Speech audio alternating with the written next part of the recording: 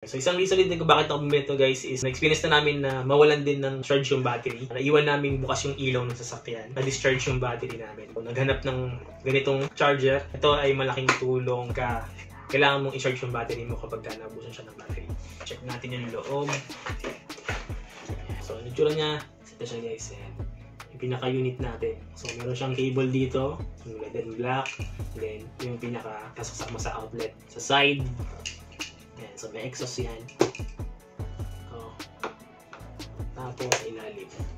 So guys, dun sa natin, sa unit natin guys, ayan. So fully intelligent pulse repair charger. May mga mode selection, kung vehicle, AGM or gel, motorcycle, or repair mode. Input voltage, so sa AC mo, input voltage is 110 to 240 volts. Output voltage niya is 13.8 volts. Output current, 12 volts, 8 amperes, 24 volts, or 4 ampere. May mga cautions din dito. Forbidden din yung pag-charge ng batteries na hindi naman talaga rechargeable. Before connecting or disconnecting the battery charger and the battery, disconnect the power supply first.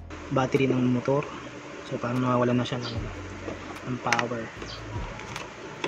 So nahirapan siya mag-start. Pwede ito sa kotse tsaka sa motor.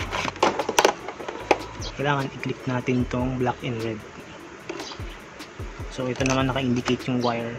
Red siya, sa kabila black. Pakapitin lang natin yan.